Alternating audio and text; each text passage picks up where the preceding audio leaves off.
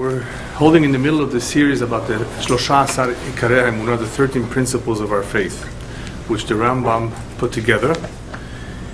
They are the fundamentals of our faith. There are other concepts that are very important, but they pretty much encompass the fundamentals. We're holding today on the principle number 8, that I believe with perfect faith that the entire Torah that we now have is that which was given to Moshe Rabbeinu. In other words, a very important idea that Torah is min hashamayim. It wasn't made up by a human being. It wasn't put together by a committee like many people would like to believe. But it is divine in its origin. This is an important part of our emunah because without that, nothing really makes sense. Why should we take upon ourselves such mitzvot if it's not min hashamayim? After all, the United States Constitution and many other codes of law do change over time. There are amendments, there are changes made because they need to fit the generation.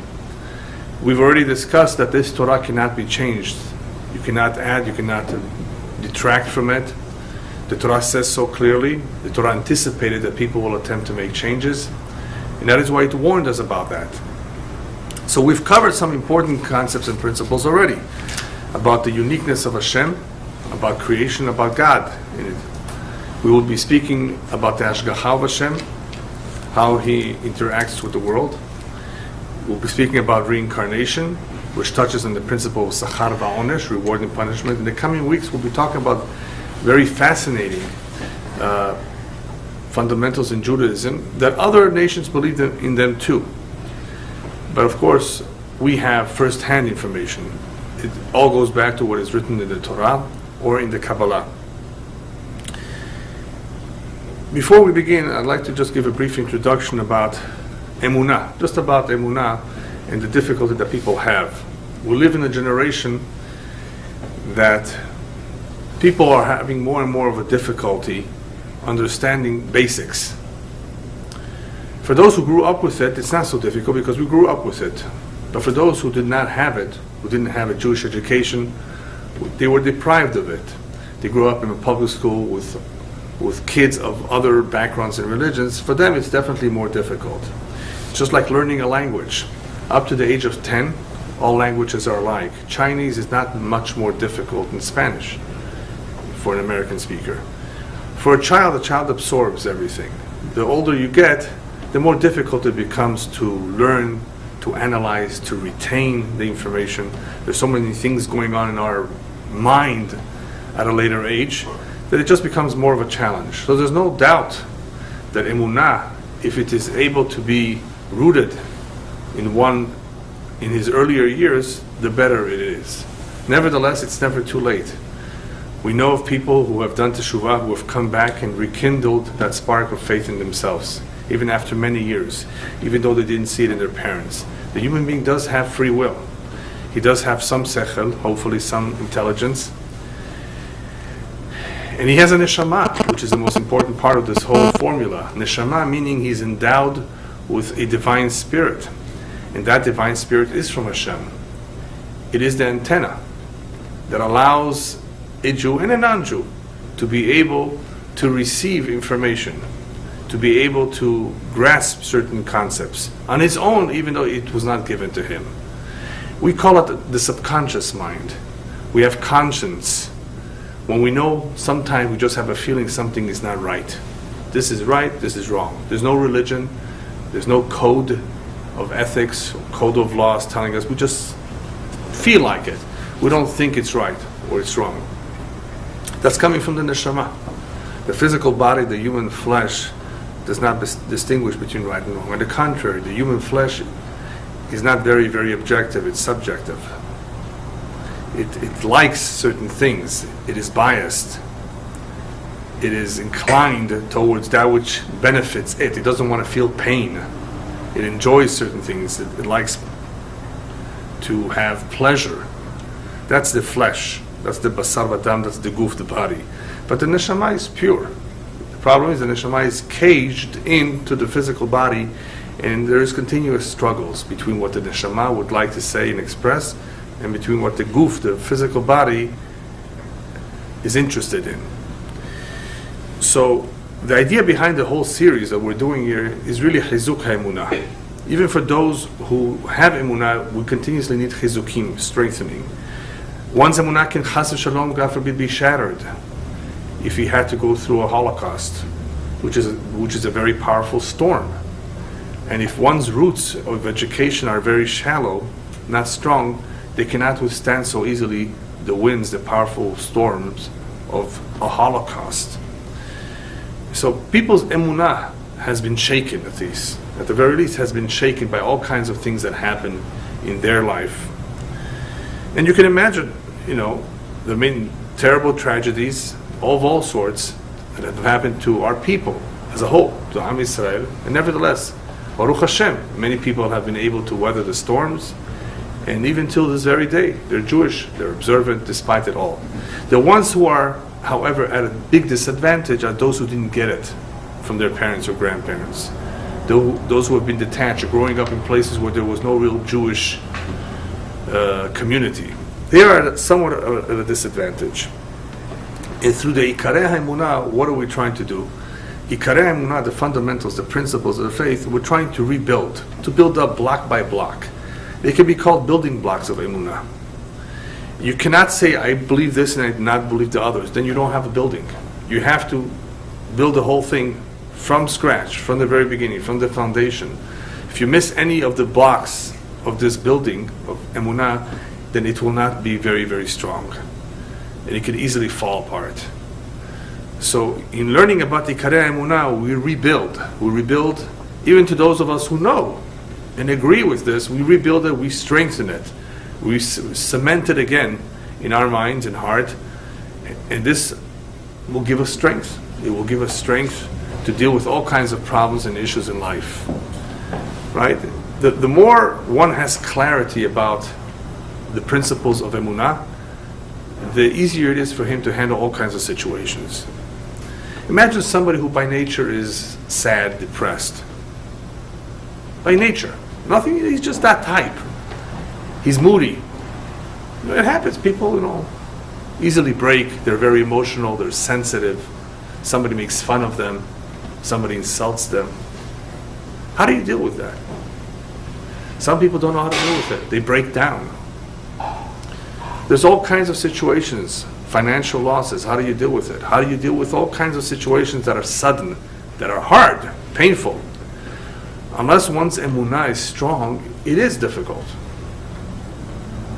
Therefore, these building blocks, I have no doubt, can help a great deal in understanding many of the questions that arise from time to time that we may not have an immediate answer. But having the building blocks does not allow us to fall apart. Allows us to continue living our life as devoted Jews despite what we may have just experienced.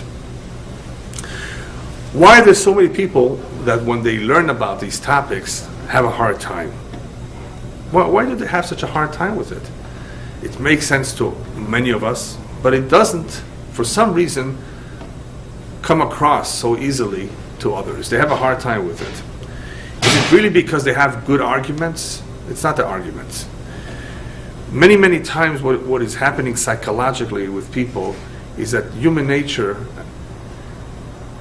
essentially is opposed to anything which is very, very different than what he's used to. People don't like change, especially drastic change. Especially we're talking about an hashkafat olam, a view of life, a view of the world, our perspective of things. If I'm being introduced to something radically different that also means that I may have to change my life, I'm not going to necessarily buy it so easily. Right?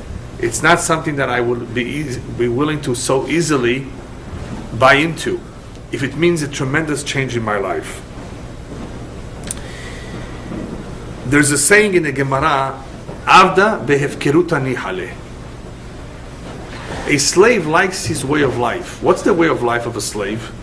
It's not so comfortable. He works for someone else. He has a master. But being a slave means that he's not obligated with all the mitzvot of the Torah. There's a certain degree of freedom, of spirituality that a slave has. He can marry just almost anyone he wants. He can live a life of hefkerut. Hefkerut means that he has no real obligations except to his immediate master. He's an Eved. And Avadim sometimes like it the way they are, because it allows them to do certain things that they would not be able to do if they were truly free men. The best, easiest example that I can think of that we can relate to is somebody who likes it in prison. An American prison, not a Persian, Iranian prison. Right? American prison. Why? Okay, all right. Thanks. Sorry. What goes on in many of the prisons, especially if you have a private cell? You know, like in hospitals, sometimes you have to share a room. Sometimes you have a private room. Well, some prisoners have a private room. Some. But anyway, there's showers, there's food, they have a gym, they have a TV. I even heard there's libraries. It could be, depending on where you're stuck, depending on the jail. For somebody who does not own a home, his bills are taken care of. He has no headaches. Think about it just for a moment. I mean, obviously we don't want to be in a prison because we have other plans. We have a family, we want to enjoy life. But a person who does not really have a life, he's an Eved anyway. He enjoys the easy life. It's not easy. And it's not easy for those who don't have religion either. They still have to pay bills. All right? We all have a similar lifestyle in some ways. We all need to eat. We all need to survive. We need to have shelter. So for no one it's easy, completely easy. No. Even if you have money, you have worries, different kinds of worries. So the rabbis are telling us a very important idea here. Avda behefkerut nihale, human beings would prefer a life of hefkerut if you would offer them that opportunity of being able to do anything they want, anything they wish, without any commitments, real commitments, no guilty conscience. That's an easier lifestyle. Yes. I thought that a aved, a slave, is required to be treated with. That's a Jewish slave. Oh. That's a Hebrew Jewish slave. I'm not talking about that. So that's a good question. I did not say what I say entirely about an Eved Ivri, even though some of it is true even regarding an Eved Ivri. Because an Eved Ivri also is allowed to marry a Shifcha Knaanit, a non-Jewish maid. It's part of his, while he is a slave. So some of it applies to him too, but I did not necessarily mean an Eved Ivri. I meant an Eved in general, where he totally belongs to his master.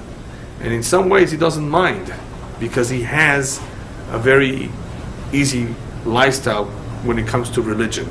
He doesn't have the same commitments as a Ben Chorin, as a free man. But it could apply to an Eved Ivri as well, because so long as he's an Eved Ivri, he can marry a Shifcha Knaanit. Once he's not an Eved Ivri, he does not have that permission. He has to marry a Jewish woman. So anyway, an Eved has an easy, in some ways he has it easy that he can believe whatever he wants to believe. Nobody's going to come after him. He has another master. This master is a human being. Therefore, because of this, what is happening is when people begin to hear about Torah, begin to hear about Emunah, begin to hear and see a structure and a discipline that the Torah offers, they begin to, or part of their reaction sometimes is a litnageach. Litnageach means to fight you, to argue with you. That's their immediate reaction. Who says so? I can prove you wrong. I can show you that it's not true. That's an immediate reaction that you will find in all debates, where the individual who's debating you, who's against you, opposing you, is not eager to know the truth. So he's coming from a totally argumentative kind of attitude. Argumentative, but not necessarily inclined to hear what you have to say. One who really wants to hear what you have to say, one who wants to absorb information which may be radically new to him, has to have the willingness to accept, to receive. Not everybody has that attitude, that approach. yes, I want to receive, I want to accept, I want to hear something that maybe is helpful to me, something that is healthy, something that is pure, something that is true. Not everybody is coming from that kind of a direction, because they realize, some of the time at least, they realize that this is very much obligating them. If they accept this as the truth, it means that their lifestyle has to change. People are comfortable the way they are. People don't like to change. So we're talking about psychology here. There's a lot of psychology in people that does not allow them to accept what we tell them, even though it's so true. Just analyze it. Do your best to figure out if you need proof. There's additional proof. They won't even get through 10% of all the proof that you have if there's no real interest. So what's necessary is real interest, and that does not exist so much today. We live in a very materialistic world. And because of materialism, people have become comfortable, and this is going to take away some of their comfort. So they may argue with you very, very much. Some are not so argumentative, but some are very argumentative. So if it's in their nature to oppose and to not believe and to be skeptic, it's going to be even more difficult for them to entertain any idea that is so radical, so different than what they're used to. Then we have a separate problem. We have a problem in this generation, and really it is also true about other periods in our history too. You have several individuals who are going to have a hard time receiving any proof about emunah. There are some who have, I call them in Hebrew, Yeshlem atimut sichlit. They have a mental block. It's a problem. They have a mental block. They can't really digest all that information properly and figure out what to do with it. Then you have those who are taking morphine. Morphine. You know what morphine is? Anybody here know what morphine is? Morphine or morphine? Is it morphine? Yeah. Kills the pain? Yeah? Yeah, morphine. So it's not morphine. What's morphine? I don't know. Okay. Maybe I'm confusing it with something else. Maybe I'm confusing opium and I'm combining the two. That must be it. Because they both have something in common. You know what they have in common? No, that's what it is. I thought about the two. What they have in common is that they're painkillers. Even though opium is not intended as a painkiller, but it does. It does the job. It does the job. How do you know? Just kidding. So I have heard. Yeah. But anyway, morphine is taken from a plant. And what does it do? It really dulls the senses. It dulls the senses, so if you're in tremendous pain, they actually give it to you in the hospitals, small doses, because otherwise there's some pain that is very, very difficult to bear. Very difficult pain. Imagine somebody having kidney stones. I hear that it's more painful than giving birth. It's very difficult, excruciating pain. So anyway, so there are people who need morphine. So the reason I use that example is because in life, there are people that have this kind of a behavior. It is as though they have taken morphine and they don't feel anything you tell them. It doesn't affect them. You say words that are very beautiful, that make a lot of sense. Doesn't impress them at all. Somehow their minds have become numb. Their senses have become numb. Their hearts have become numb. They don't really feel anything. You know, there are people who've gone through so much pain that they're actually numb. And they've become indifferent. People go through traumas. People go through all kinds of situations. And life can do that to you. But sometimes people do it to themselves. They just don't care. They have this don't care attitude. So I call them, they're like taking morphine. In other words, that even if you show them something, okay, that's very nice, it's cute. You know, they won't oppose you. They'll just gloss over it and what else? What you are impressed by, they are not. How could that be? Because they're taking morphine. In other words, not real morphine, but it could be that their lifestyle, it could be that they're pinukim, they're being spoiled by all kinds of pleasures that they have. It just doesn't talk to them. These people need a big shocker to wake them up. Yeah, some people need something to really wake them up, to allow them to, otherwise, oh, that's so nice. But to what extent could it be genetics, or that's how they were born? No, they're not genetic. We're talking about people who can be impressed. But because of the lifestyle that they're leading, not so much their personality, it's just a lifestyle. They don't really have an interest in this. They need a big thing, they need something to shock them. You know, like somebody whose heart has stopped, sometimes you have to apply some electricity. Boom, they put them on you, and get their heart going. So sometimes people, that's what they need. Otherwise they're, and I'll mention soon why that is. I mean, there's various reasons of why people have this kind of morphine type of attitude. And then you have the very, very common one, unfortunately, is the one who's asleep. If anybody here would be asleep, you wouldn't be hearing me. And I hope I don't make you fall asleep. But anybody who's asleep usually does not hear. There are people who are very, very light sleepers. As soon as you open the door into the bedroom,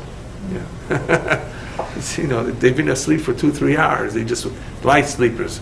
But anyway, people who are asleep usually cannot understand what you're saying to them. So there are a lot of people who are asleep. So what's going on? What's going on in the 20th, 21st century, in our time, is many people either are taking morphine or are asleep, which means they don't have the time to think.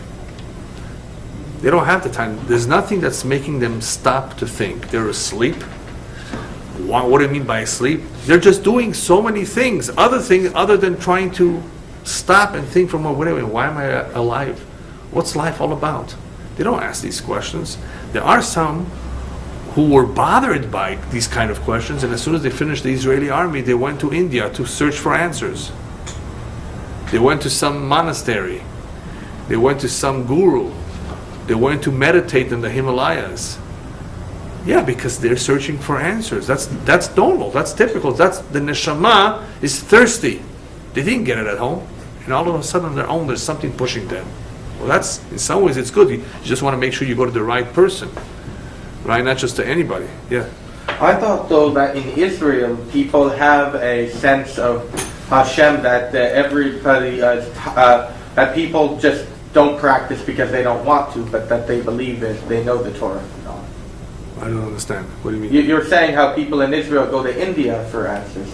Some individuals, young individuals who have just finished with the army, that is one of the things they embark on. They take a trip to America, South America, or one of the more popular destinations, East Asia, right? India, Tibet, Nepal, right? You find a lot of Israelis there. So anyway, they're searching, which leads us to the next point. That's good, because it's ha'emet tzarich lechapes. Emet, truth, you have to search. It doesn't come to you. You have to search it. You want emet, you have to search for it. It won't come to you.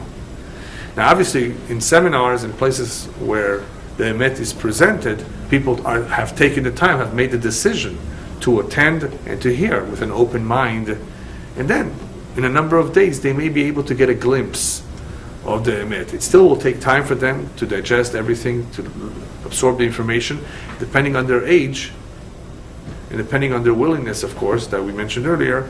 Then they may make a decision to change their way of thinking, their way of life, or both. So what's the problem today? The problem today is that people have a lack of time. So you have to force yourself to make time. When it comes to certain things, you have to take the time. Unfortunately, even though this is not the topic of tonight, marriage is one of those victims of lack of time. Some people don't take it seriously enough, and they just push it off indefinitely because they have to pass the bar. They have to become a surgeon. To become a surgeon, it takes several years, more than 4 years in college. Whoever said you can't get married while you're going to school? Right?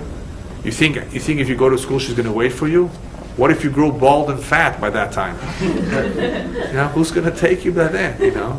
You have to look at your father, your parents. You see what kind of genes you carry. Maybe you don't know, right? You can't push it off. We've got to take the time for those things that are priorities in our life. For a Jewish man, learning Torah is a priority. Even if it's 5-10 minutes every morning or every evening, it's a priority. How many people are willing to skip breakfast or dinner? Very few. If they're in a very strict diet, perhaps. We don't want to skip these things. They're important to us. It's the fuel for the body. We get headaches if we don't have caffeine. For those of you who are used to it, you get headaches if you haven't had your cup of coffee. I know I need mine every day, sometimes 2 or 3, depending how many hours of sleep I had that night. That's what it usually depends on. But if you're used to something, you don't give it up so easily. But not too many Jews are used to this kind of lifestyle, so they don't take the time to think, why should I make the change? So therefore, when it comes to principles of our faith, if we begin to understand each one, and then we look at them all together, we realize that if people, in general Jews, were really, really to believe strongly in every one of these principles, right, they would have less doubts, they would have less issues, they would have less problems with those who they associate with those who they live with, goyim. How do you deal with anti-Semitism? This is a quick example. Well, if you understand the 13 principles well, you've learned the Torah, you look at anti-Semitism very clearly, very simple. This is a hand of God. And you say to yourself, well, this is the hand of Hashem. Perhaps I did something wrong. Otherwise, why should everybody bother me? Everybody, most of the goyim. The fact that one neighbor is upset, maybe he's jealous. Maybe I did something to him. Okay, but if everybody is upset, if everybody is against me, if everybody is willing, is opposed to my way of life, they want me to assimilate to them, they're trying to kill me and persecute me. I mean, what's wrong? Why is everybody against Israel? Why can't Israel make peace with the Arabs? They have a big dilemma. If you follow Israeli politics today, everybody really doesn't know how to get out of this problem. No matter how you cut it, you're in trouble. If you share the land with the Palestinians, that means you give them equal rights. They're going to outnumber you, maybe, one of these days, and you're going to have an Arab prime minister. So you can't give them equal rights. Well, if you can't give them equal rights, they won't accept it. In other words, to share the country. That's beautiful. Share the country. In this country, even a black person can become president. That's what they proved right now. I mean, a lot of people are disappointed, right? But at least it shows something. But in Israel, you can't do that. If it's a Jewish state, but it's not a Jewish state in so many people's eyes, unfortunately, they want to call it a democracy. Well, it's not a true democracy if you can have the Arab people as equal citizens. That's not a democracy. So what do? Well, there are the possibilities, 2 states. Right? Well, that's what they're trying to do right now. 2 states. 2 states? Oh no, we can't do 2 states. There's not enough room.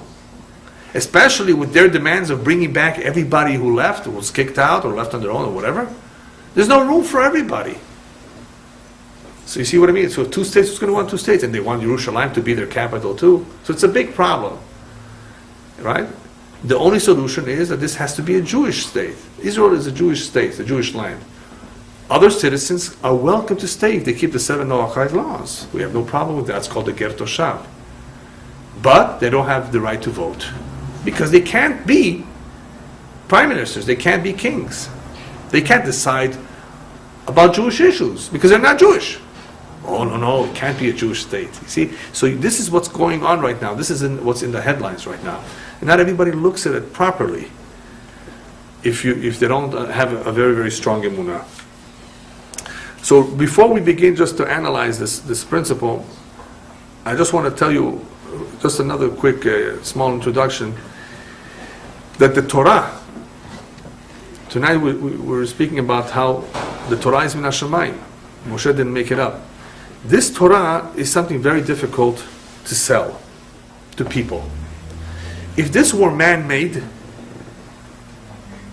Moshe would never have succeeded in selling this meaning offering this, convincing people to buy it. Impossible. It's just impossible. Stubborn people like the Jews. So the Torah is not an easy sell if this was man-made. And I'm going to go through some of the examples of how it's not an easy sell. Besides the fact that the way the Torah is written, you saw, you witnessed, you were part of it, you experienced it. I was. If Moshe is selling this to the first generation, the first people, they would have thought, what are you talking about? I was never there. I never saw this. The way everything is written in Torah is clear that the first generation, at least, was there, was present. So how could you do something like that? How could you write something like that if it's not true? It must have been true. We celebrate the holidays. Well, when did they begin? Shavuot began in Matan Torah. Pesach began in Yetziat Mitzrayim. It didn't begin 100 years ago. It didn't begin 300 years. It had to begin at some point. Right? Otherwise, why am I celebrating it? In other words, I'm celebrating because I left Egypt. I left Egypt? Who said so? Well, your father told you so, and his father told you so. It has to be like that. Otherwise, why should people believe in it? So the way it is written, the way the Torah explains and justifies everything, is convincing only because somebody was there. Somebody was there to accept it. Somebody was there that experienced it. And because of that, they went along with it. Remember, there's also tremendous commitment to 613 commandments. If I believe this, that means I have to fulfill so many commandments. Who would want to do that?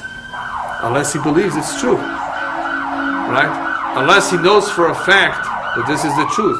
Otherwise, 613 commandments, some of them are very difficult. You want to do a Brit Milah on your boy? That's painful. Why do that? Why do a Brit Milah? Just for the fun of it? No, God said so. Why? It's painful.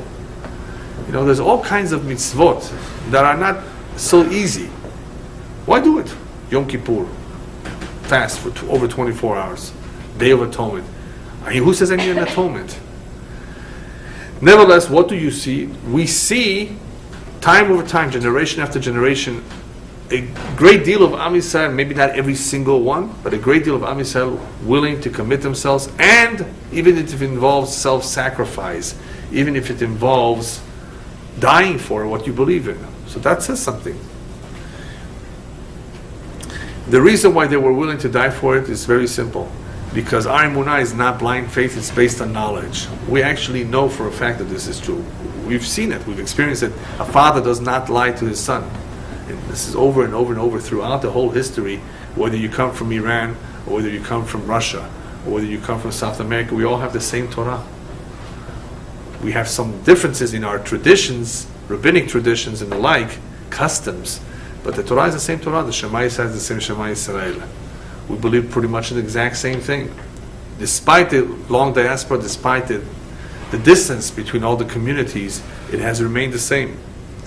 And that's what the Torah says. Look back. You won't find this in any other nation, culture, or civilization, where people witness what you witnessed, where people saw firsthand what you saw. Look around, read throughout the history books. Any history book you want, nobody makes your claim, not even the Mormons. What do they all do? They rely on one individual, and who claims he spoke to God, of course. He had a vision, a prophet, or whatever. Why believe him? There's no reason to believe him. But we, all of us were there. The Neshamot were there. Our forefathers were there. They heard it.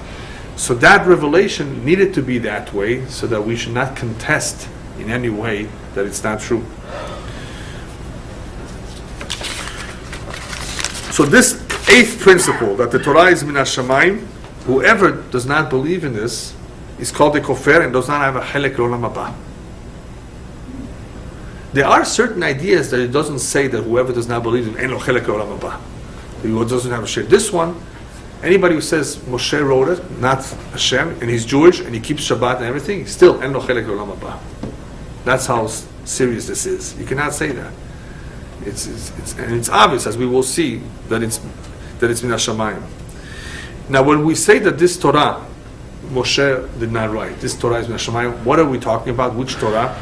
We're talking about all the parts, all the portions of the Torah. The stories of it, the vowels, the details of the mitzvot, all of that is min hashamayim. He did not make up anything. Yes? If indeed, however, the Jew is just not convinced that they're a secular Jew, they were not brought up with that, would they indeed still lose their share in Olam Haba? No, because as long as he tries his best to figure something out, as long as he does not do anything intentionally against the Torah, if he simply is not to blame for his lack of knowledge, he may come back in a reincarnation, where he will be educated and raised in the proper way. So it all depends who you're talking about. If you're talking about an individual who knows and still lets go of everything, he's in trouble. He may be in trouble. One who does not, who never knew and has to figure it out on his own and never had the time to stop and think, he's not to blame completely. But he still doesn't have a ticket to Olam Haba right away. He still has to come back and complete his mission. You don't go to Gehenom necessarily to cleanse yourself of all kinds of sins that you were not, that you were innocent of. Perhaps you didn't know, but you still do not have a ticket either for Gan Eden, immediate Olam Haba. Yes. Well, the status of a captured child. That's what most people today fall into the category Of a kidnapped child. Tinok shenishba. Yeah, a lot of kids are considered that, as though they were kidnapped by the Gentiles, meaning that they were brainwashed through the culture of the non-Jewish world, and they never really had the time to think about it. Upstairs, of course, they know the exact truth. They will know, wait a minute, but you did have a chance to attend a class. Why didn't you? You knew you were Jewish. So that may be a problem, because you may have resisted for a reason that you shouldn't have. But if a person really does not know, they'll give him a second chance. Next time around, you'll be born in Bnei Brak or in Mea She'arim, right? And you will have it. You will have all of what you've missed and more. Yeah. So all the details of the Torah is min hashamayim. And that's what the pasuk in the Torah says. There are several pasukim that emphasize this point. Atem reitem ki min hashamayim dibarti. You saw, you heard, you experienced that I spoke to you min hashamayim. Because they did. At least the first two commandments, they heard the voice of Hashem. Another pasuk, Ish'alna leyamim rishonim. Moshe asks the Am Yisrael, in the name of Hashem, of course, go back and ask anybody you want. Has there ever been like this? Ever been such a ma'amad, such an experience where somebody heard the word of God that they can testify? In other words, look around, you will not see anything of this like. Yeshayahu also says, Atem eidai neum Hashem. You are my witnesses. In other words, that the Torah is based on testimony. We were there. The first generation actually saw, experienced, and that is why they committed themselves. They said, Na'aseh v'nishma. They would not have done so had they not heard or seen. Remember, these are very stubborn people. Jews are still stubborn. They haven't changed. Very stubborn people. You mean the Jews accepted such a complex set of laws? Complex. Numerous laws. They accepted of all people? Yeah. That says something. Moshe also says that Bezot Ted'un, that Hashem has sent me. When you come to Har Sinai, you will see proof of it. In other words, He's telling them in Egypt the time has come to leave. He's telling them that we're leaving. He's telling them where we're going.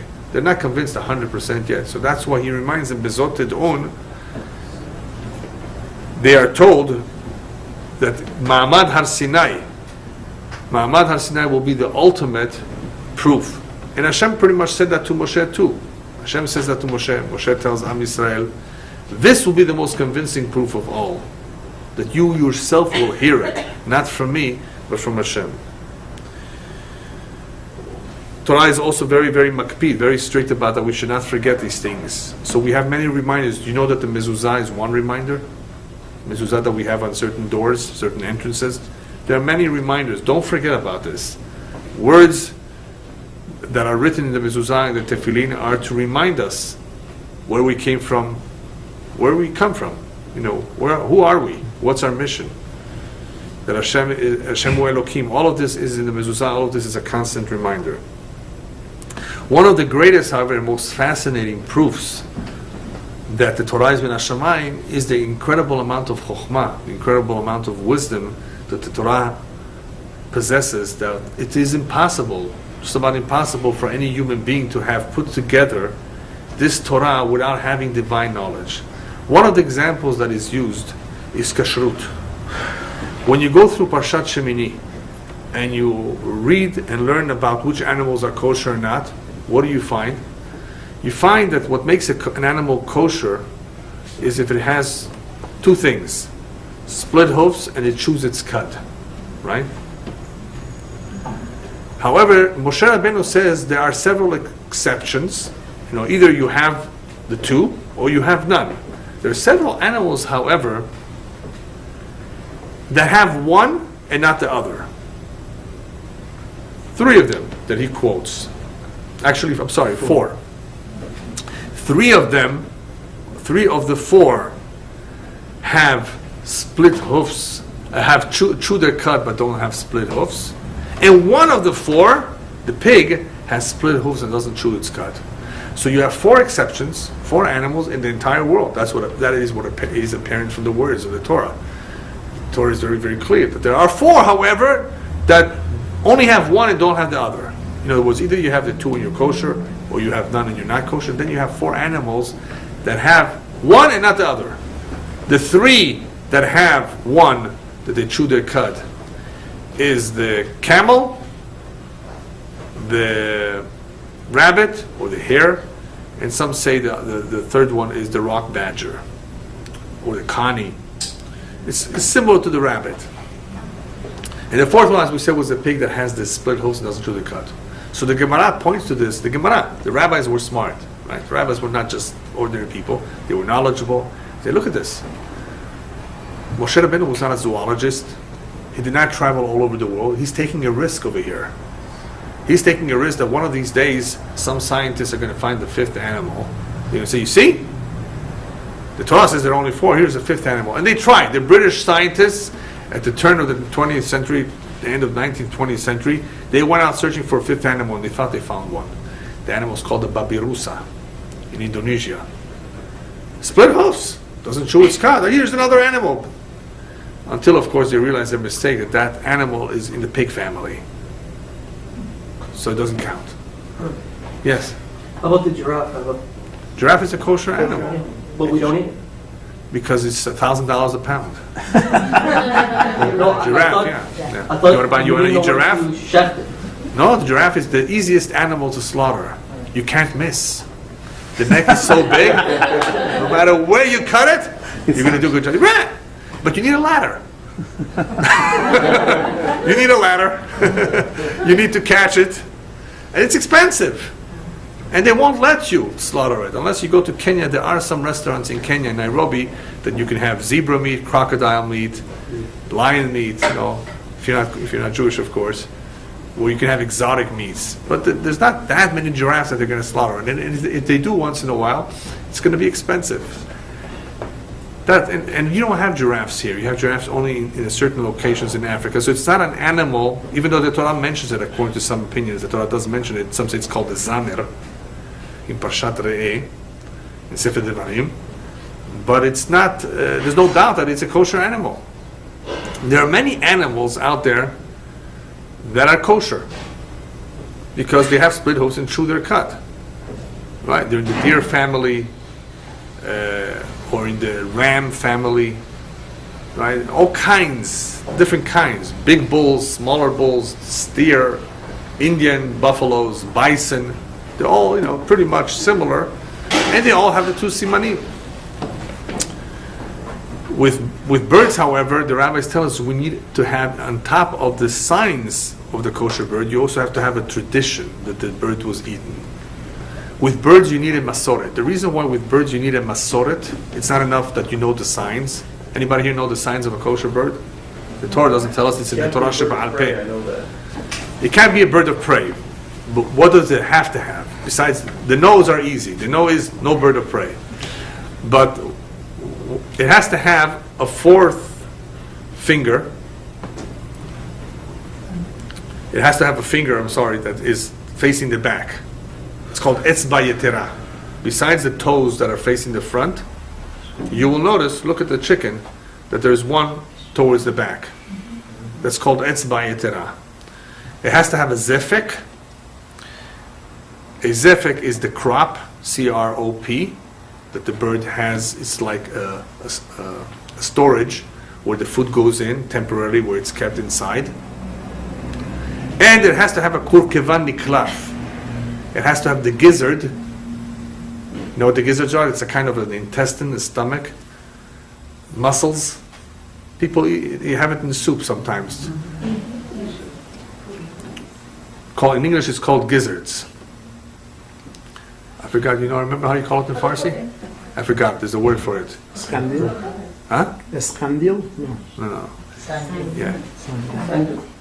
Pupuk. The pupik is in Yiddish. Yeah, that's right. Yeah. Anyway, and the outside skin has to be, you need to be able to peel it off.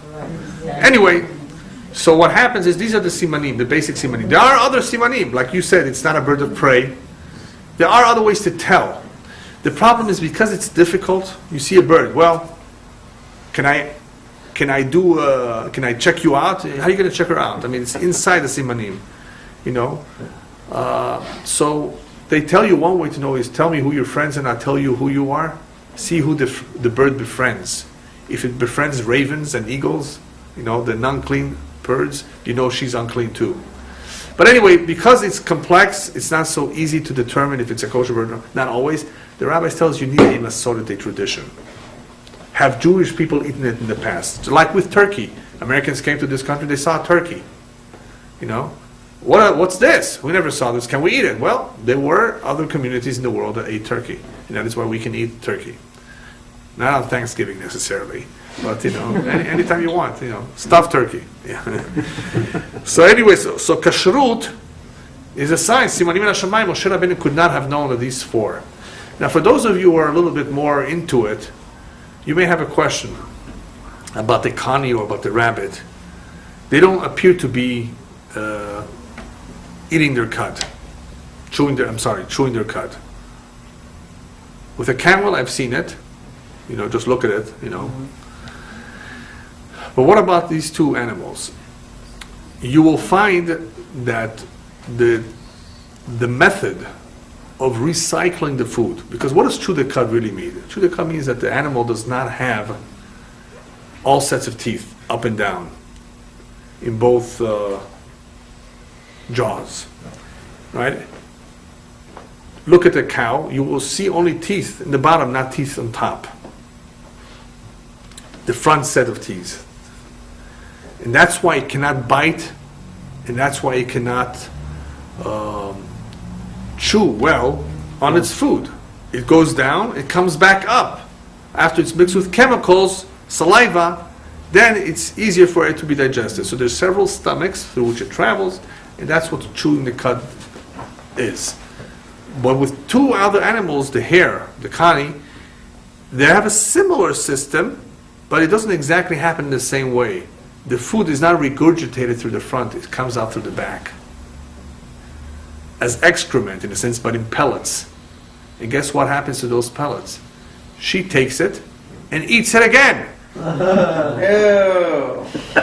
It's not smelly. Yeah. It's okay. Not for you, but for it. Right. So anyway, so we know that there are only four that have these two that have one siman and not the other. What about fish? What makes a fish kosher? Scales and fins. So the rabbis ask a question that we know for a fact that all fish that have scales have fins. Not all fish that have fins have scales. So why not just say scales? Why does the Torah say snapir vekaskeset, both fins and scales? So the Gemara says, like dil Torah ledira, it's to impress upon us the great knowledge that the Torah had of this exact detail, this exact point, that whichever fish does have scales also has fins. It's a detail that you wouldn't know that. Now there are some fish that as soon as you grab them, You take them out of the water, they lose their scales, like mackerel. So even though it's a kosher fish, you must say, wait, where are the scales? As soon as you take them out of the water, it drops its scales. There are fish like that, so that you may not know that. But anyway, these are the simanim of kosher fish. So again, this is all kinds of knowledge that the Torah has, that Moshe Rabbeinu could not have known these things back then unless he was told so. One of the more incredible ones, however, is mitzvah shemitah. It's economic suicide not to work for an entire year, the 7th sabbatical year, not to work. Hashem says, no problem. I will give you blessing, and the 6th year you will have for 3 years, the 6th, the 7th, and a portion of the 8th. Who can make such a promise? Can you make such a promise? Don't work for the entire year. I give you a promise, and on the 6th year of the cycle of Shemitah, you have triple, a bumper crop. And it happened. If it did not happen in the beginning, they would have said, forget it, this is not for me. Later on, of course, unfortunately, because Am Yisrael did not keep the Shemitah, not only did they not have blessings, they didn't have rain, they had all kinds of trouble. When Am Yisrael does not follow the Torah Mitzvot, it says very clear what will happen. You follow my statutes, you will have it good. If not, you won't have it good. You'll have war, you'll have famine, you'll have trouble. They don't understand where all this trouble is coming from because they don't learn. So the Shemitah, the mitzvah of Shemitah is powerful, powerful proof that this is not words that Moshe is saying, this is coming from Shamayim. Same thing with mitzvah aliyah regel. You go up to the regel, 3 times a year the men are commanded to go to Yerushalayim, right? Appear in front of me, appear with me in the Bet HaMikdash, Hashem says. I want to see you 3 times a year. You're all the way stuck in Tzfat. I want to see you. Come, see the Bet HaMikdash. Come 3 times a year. The Arab, the enemy, says, perfect. I'm going to take advantage. When all the men are away, that's when we're going to invade the country. By the way, that's what the Egyptians thought of in Yom Kippur War. Best time to attack. They didn't realize that it's not so good for them, because that was the best time in some ways for Am Yisrael too, because they were all in the Bet HaKnesset. It's easy to reach everybody. So all the soldiers were notified immediately. We had other troubles in Yom Kippur War, other troubles that has nothing to do with the fact that it was a holiday, right? And it was all in Hashamayim, the way the war was conducted. Nevertheless, this is an idea that the Torah says may happen. Maybe you may think. In other words, it may happen means the potential is there, but it will never happen. Never did it happen in Jewish history that when Am Yisrael went aliyah l'regel to the Bet HaMikdash, was there any enemy attacking? The best time to invade. No, Hashem makes a promise. Who can make such a promise? Only Hashem. Moshe writes this on his own? No, it's min Hashamayim. Torah speaks about unnatural forms of anti-Semitism, antisemiyut lo regilah. You will be persecuted. You will be taken prisoners. You will be exiled from your land. They will hate your guts. The Torah is also predicting the future, predicting a very, very unnatural form of anti-Semitism. Which other nation is not liked, despised so much like the Jews? What do they talk the most about in the United Nations, if not about Israel? This is all said. This is all in the Torah. Another one is mitzvat sotah. A woman suspected of having cheated on her husband, a married woman. Husband does not know. If it's true, he can't live with her. He can't remain married to her.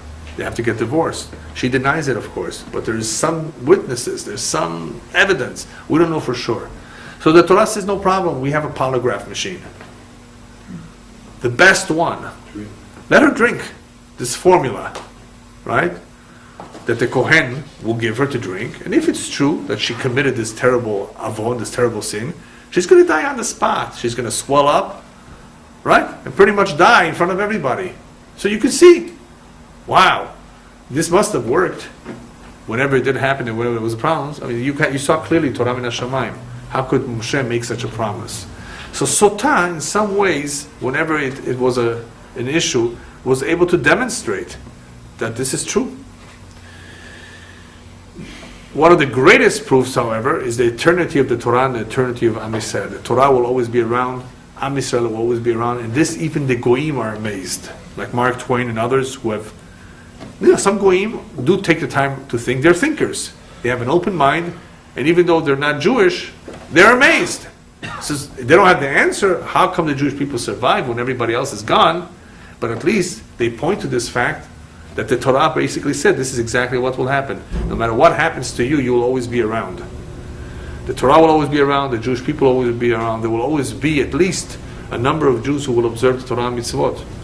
So the fact that Torah is telling us this in advance is basically saying, that Hashem who created the world, Hashem who created us, knows for a fact that He will always enable us to survive regardless of the odds, regardless of the problems. Then you have, for those who like archaeology, we do have archaeological evidence that points that everything that the Torah writes is true. There was somebody called the Yosef, who we just read about in the Parashiyot.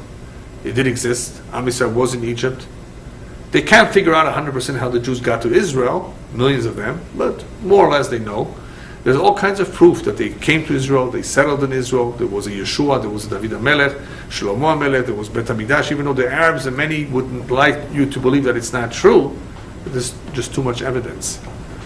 So there's evidence, archaeological evidence as well, from the scrolls that they found in the caves of Qumran, all kinds of evidence that they find everywhere, whether it's Masada or anywhere. They found tefillin there, they found mikvaot there, that you find exact Jewish lifestyle back then as we have today, even though it was more primitive. And then one of the more recent finds and discoveries is the codes, some interesting codes in the Torah. We always knew that there are codes embedded in the Torah. All kinds of codes. There's Gematria, there's Rashi Tevot, Sofet Tevot, all kinds of codes in the text of the Torah. The Torah is divine. If it's a divine book, Hashem can put codes. And He did put codes. We do not know all the codes. We do not necessarily know how to figure all the codes. But some people do claim that some codes can be figured out through computers, through all kinds of skips, letters that form words, all kinds of ways. There's more than one way. Because we're not very familiar with the system, we may not always be accurate. Because it has to, in order for it to be a true code, you really have to be able to prove it that it's not just happens to be there by chance, because there are codes that can be there by chance.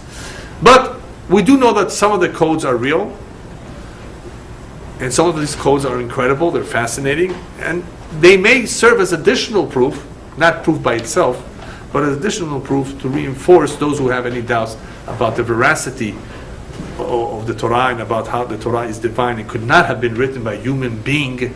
Otherwise, how could he put codes? Yes? Aren't there codes in the Torah that prophesy 9/11? There may be. There may be all kinds of codes, but we're not 100% sure which code is a real code. That's why, it's hard to say if somebody finds a code, this is for sure a code. Statistically, it may be very weak. And if it's weak, then it may not necessarily be a code. So we don't have an exact tradition of how to search for all the codes, and that's why it makes it more difficult. But there's no doubt whatsoever that some codes and some of the codes that they have found are real. Then we go into a little bit about Torah Shebal Peh. We spoke a little bit about the Torah, but that's the written Torah. What about the oral Torah? The oral Torah, maybe that was made up, Chas v'Shalom. Even though we have rabbinic edicts, we have things that are midrabanan, but for the most part, things that are Torah Shebal Peh are not by rabbinic origin. They've received it orally. It was transmitted to them orally. And there has to be such a thing as Torah Shebal Peh. How do we know there has to be a Torah Shebal Peh? Torah tells you to put on tefillin. Tefillin? What is that? How do you make tefillin? What do you put inside? How do I know it's square, it's black, with straps? All these details of tefillin. How do you make a mezuzah? What do you put in the mezuzah? Tzitzit. Who has to put on tzitzit? Can it have shatnez? Wool and linen? Tzitzit. Right? When do you put it on? All these details are not written in the Torah Shebechtav. The written Torah does not have the details. It's only the Torah Shebal Peh. There's more Torah Shebal Peh than Torah Shebechtav. More oral than there is written. All the Gemarot and Mishnayot is Torah Shebal Peh. The Midrashim, the Zohar. I'll give you a quick example of how you can't be without Torah Shebal Peh.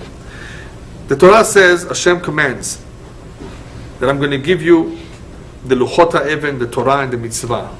Torah, all kinds of details specifying what I'm giving you. Not just the tablets, the Torah, the Mitzvah. In other words, there's a lot of more information. And he says, Sima befihem, put it into their mouth. In other words, let them learn it, let them memorize it. It's not just write it, Let them memorize. So there's a great deal of Torah being memorized. That's what's called Baal Peh. It's oral. And you have to have a very strong tradition of it, otherwise things don't make sense. Because if you look at the Torah, you open it up, there are no vowels.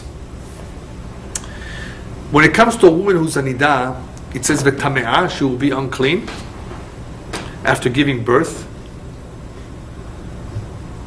In example of after giving birth, it says Shin Bet Ayin Yud Mem. Shin Bet Ayin Yud Mem. How do you read that? You can read it 70, Shiv'im, or if you have the Masoret, you will read it as Shevu'aim, 2 weeks. How do you know which one it is? 70 and 2 weeks is a big difference. 70 days? Is that what it is? But that's what it says. Shin Bet Ayin Yud Mem, Shiv'im. If you read an Israeli newspaper today, if it says that, you can say Shiv'im. Obviously, if you read the whole context, you may be able to figure it out. But here we're learning a new law. She will be unclean for 2 weeks, or is it 70 days? Shevu'aim, right, versus Shiv'im. Same letters, just the vowels are different. Without the Torah Shebal Peh, we would not know. Another one, Lo tevashel gdi b'chalev imo. You all probably heard about this one. How do we know you cannot eat meat with dairy? It says, do not cook a gdi, a young calf, goat, b'chalev imo, in its mother's milk. Right? Who says it says chalev? Maybe it says chalev, in its fat. Chalev is fat. This is the Muslims say, right? Chalav, no, it depends how you read it. Chalav is milk.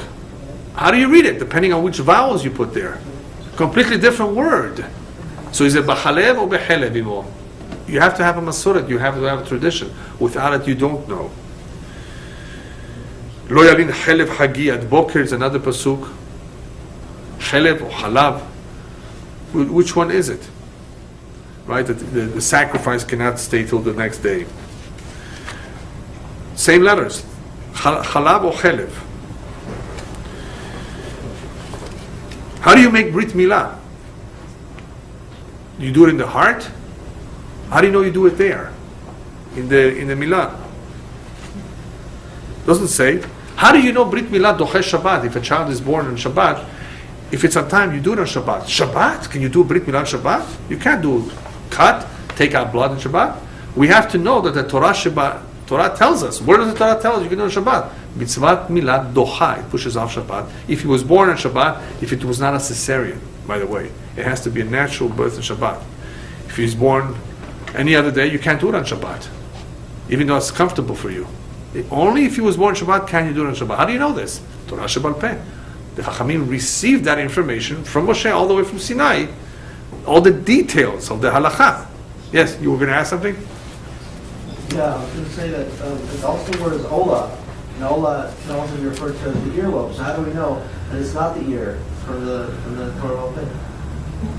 Orla, you mean? Orla? Oh, yeah. That's Not Ola, Orla. Yeah, the Orla, yeah. Right, Orla, there's Orla in the 3 years with the trees. Yeah. Yeah, and there's an Orla there. Same thing. Yeah, Orla. You have to remove the Orla. Which Orla? There's Orla in the heart too, by the way. The Torah says remove the heart, Yeah, exactly. Orla. Circumcise your heart. Well, maybe that's what I need to do on the 8th day too. And Yeah. also, how do you check an animal? It says clearly how I showed you on the mountain. So what do you mean Right. how I showed you? That's exactly- Give examples. How I showed you. That's another example. Shechita, terefot. How do you make proper shechita? How do you cut the animal? How do you slaughter it? Which ones are terefot? Which one disqualifies it from being kosher? How about Shabbat? This is a very important one. Shabbat says lo ta'aseh kol melacha. Don't do any melacha. Does anybody here know what melacha is? Creation. What's a melacha? Work? So what's the word avodah mean? Service. Yeah, you go to Israel, we talk about work, they say avodah. The Hebrew word for work, physical work, is avodah. Melacha is a creative work. Anything that's creative, to paint, right, is a creative kind of work. To write, it's a work, but it's creative. Anything that was in the Mishkan, that was intended to create something, to form something, was called a melacha. So we can't do those things. You can do physical labor on Shabbat. You can move this table across the room. You know that? Even if it weighs a lot, that's avodah. But you can't carry your keys or a handkerchief outside in the street on Shabbat if there's no eruv. All it is a handkerchief and the key. It doesn't weigh so much. There's no avodah, but it's a melacha. So there's certain melachot which are not hard. They're very easy. It has nothing to do with easy or hard. It has to do with being in melacha that the Torah forbids. The Torah wants us to experience Shabbat properly. Lo ta'aseh kol melacha. Abstain from that which you do during the week. Which ones? 39 categories of them. They're all in the Midrash. They're all in the Torah Shebal Peh. They all were in the Mishkan. The Gemara speaks about it. The Gemara gets into detail. And after that, we have, of course, many halachot written in the Shulchan Aruch that elaborate a little bit more for us who don't know all the situations and various circumstances where something may be a problem. Then we have, of course, Sod HaIbur, and the entire Jewish calendar is an incredible thing. Jewish calendar that it reconciles the moon and the sun in such an accurate way that the Goyim don't have. Nobody has such an accurate calendar the way the Jews have. And the entire secret of it is Torah Shebal Peh, that was handed down it was only handed down to very few people. Not everybody was familiar with what's called the Sod HaIbur. You know, the leap years and all the changes of which month is a full, which month is not a full month. All of that is Torah Shebal Peh. But let me just finish with one final question. Since we spoke about how we cannot have Torah Shebal without Torah Shebal Peh, why wasn't the Torah Shebal Peh written down? Amen. The flexibility maybe, so that it can be adaptable to the people and their needs. Why shouldn't they have written down the Torah Shebal Peh? Like they want it to be living, like people should talk about it to be a living Torah. Let me tell you, yes, go ahead. It's because there was a fear that it would become lost, and so they had no choice but to write it down. No. The question is, why didn't they write down the oral Torah? Oh, because The rest of the Torah Shebal is written. because there was no need to write it down. No need. Someone would know it by heart, and then he. Do you know it by heart? I don't know it all by I heart. don't, but I someone either. back then, and there's a lot more to it than what is now known as the Talmud. This is just one of 70. Yeah, but why shouldn't they write it down? What's the problem? They weren't allowed to write it down, actually. Who's the first one to write down the Torah Shebal Peh? Rabbi Yehuda HaNasi. Wrote on the Mishnayot. The time came to write it down. Why did the time come then to write it down, not before? There are various explanations that are possible. One of them, first of all, there are many secrets in the Torah Shebal Peh, especially in the Kabbalah. That's not intended for everyone. So because of the secrets they didn't write down. The Kabbalah was not written down. It was called Kabbalah handed down, given over. You have many complex areas of the Torah that you cannot write down. You cannot just write down all the details. So it had to be taught. It had to be taught and learned. And based on certain rules, you would use your judgment that you would apply in certain situations. Had you written it down, it would be subject to interpretation. Many times, something that is written down text is subject to interpretation. So it was better preserved orally than written because of the many details. Why did they write it down eventually? Because Et Lasot Lashem, Rabbi Yehuda HaNasi noticed that people were forgetting. People were about to be going all over the world. The diaspora, the Jewish people are about to be exiled. There's not going to be a continuous tradition of Chas v'Shalom. There may be a break. He wrote everything down as much as he can. Another reason? Anybody know? What's this Friday? What's this Friday? What happened on Asara B'Tevet? One of the things that happened. Why do we fast? Destruction of the temple. No, destruction of the temple is Tisha No, I B'Av. know, but it was like the Beginning. the siege. It was the beginning of the siege. That's part of it. What's another thing that happened? There are several things that happened on Asara B'Tevet. One of them was that in this time, at least around that time, the Torah was translated into many, many tongues, many languages. Talmai Melech forced the Jews, the elders, the Chachamim, to translate first into Greek, then into other languages. There was a big miracle that all the translations came out exactly the same. They all knew exactly how to translate, even the difficult passages, difficult words, and difficult concepts. So that was the good news, that it all came out right. But what was so bad? Rabbis tell us that darkness came onto the world. Darkness befell the world the moment the Torah was translated, because you cannot fully translate it right. You cannot perfectly. You do not do a good job. The Torah cannot be easily translated to other tongues. And besides that, once you've translated to other languages, you've allowed Goyim access to our Torah. And what have they done with our Torah? They've misinterpreted intentionally and said all kinds of things using our Torah. Once the Torah was accessible to the Goyim, it caused problems. It was not such a good thing therefore, that's an additional reason why at least the Torah Sheba'al Peh was not written down right away. Let them not touch that. Another reason, should they ever decree against us to cancel, to annul mitzvot like the Greeks did, they won't be able to touch that which is not written down.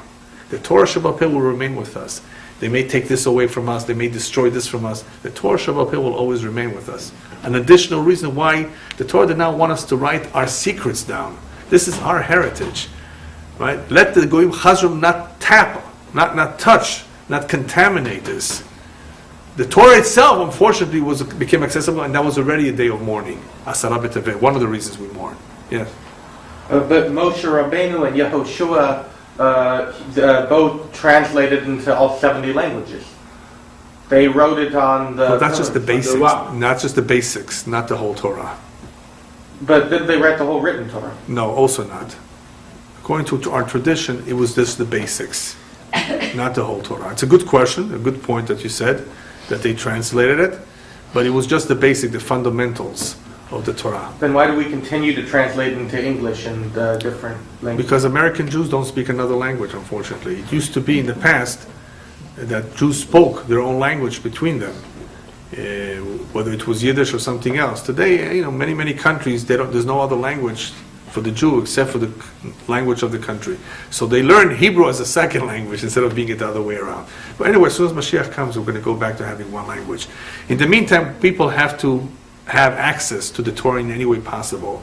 Today, Baruch Hashem, there's internet.